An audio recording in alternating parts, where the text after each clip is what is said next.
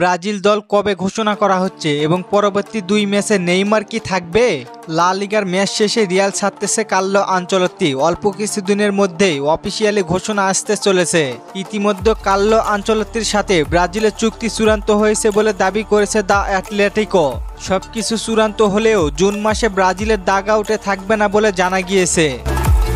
জুনে বিশ্বকাপ বাছাই পর্বের জন্য ব্রাজিলের স্কোয়াড ঘোষণার বিষয়ে জানা যায়, আগামী জুন মাসের বিশ্বকাপ বাছাই পর্বের 2টি ম্যাচের জন্য ব্রাজিল দলের ঘোষণার দায়িত্ব থাকবেন ব্রাজিলিয়ান ফুটবল ফেডারেশনের পরিচালক ও ডিরেক্টর রদ্রিগো কেতাম ও জোয়ান।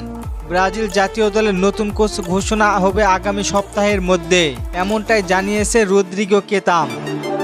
বিশ্বকাপ বাছাই পর্বের জন্য 50 সদস্যের বেশি নাম নির্ধারণ করা হয়েছে। পরে নির্বাচিত কোচ দ্বারা নাম কমিয়ে 23 সদস্যের স্কোয়াড ঘোষণা করা হবে। ব্রাজিল ফুটবল ফেডারেশন জানিয়েছে 18 মের মধ্যে প্রাথমিক তালিকা জমা দিতে হবে সিবিএফকে এবং 26 মে নতুন কোচের অধীনে চূড়ান্ত স্কোয়াড ঘোষণা করবে ব্রাজিল ফুটবল ফেডারেশন। আর এই ম্যাচেই সুযোগ মিলতে পারে বেশ কিছু নতুন তারকা ফুটবলারের। এই স্কোয়াডে সম্ভবত জায়গা পেতে যাচ্ছেন অ্যান্থনি, তবে কঠিন অস্কার থাকবে কিনা তা এখনই বলা যাচ্ছে না। এছাড়া দীর্ঘদিন হলুদ শিবিরে ফিরবেন নেইমার জুনিয়র। ইনজুরি থেকে খুব দ্রুতই রিকভারি করে মাঠে ফিরবেন নেইমার অনেক আশা নিয়ে আছেন ব্রাজিলে পরবর্তী 2 ম্যাচে যেন থাকেন। দিনের পরে দিন অনেক পরিশ্রম করে যাচ্ছেন। আপনারা জানলে অবাক হবেন, নেইমার তার পেশির ইনজুরি থেকে সেরে উঠতে সান্তোসের ট্রেনিং ক্যাম্পে প্রতিদিন 11 ঘন্টা সময় কাটাচ্ছে এবং দিনে 2 বার অনুশীলন করতেছেন নেইমার। এমনকি মেডিকেল স্টাফরাও বলেছেন, আমরা কখনো নেইমারকে এতটা পরিশ্রম করতে দেখিনি। নেইমার জাতীয় দলে ফেরার জন্য পাগল হয়ে আছে। কাতার বিশ্বকাপের পর থেকে বেশিরভাগ সময়ই নেইমার ব্রাজিলের ম্যাচগুলো মিস করেছেন।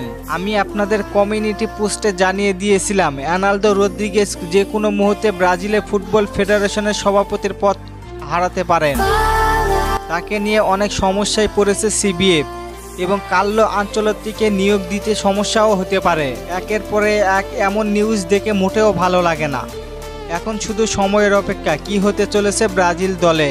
অনেকদিন পরে দলে নেইমার ফিরতে যাচ্ছে। আপনার অনুভূতি কেমন জানিয়ে দিন কমেন্ট করে। আর ফুটবলকে নিয়ে নতুন কোনো প্রশ্ন থাকলে কমেন্ট করতে পারেন, পরবর্তী ভিডিওতে রিপ্লাই করব। ধন্যবাদ।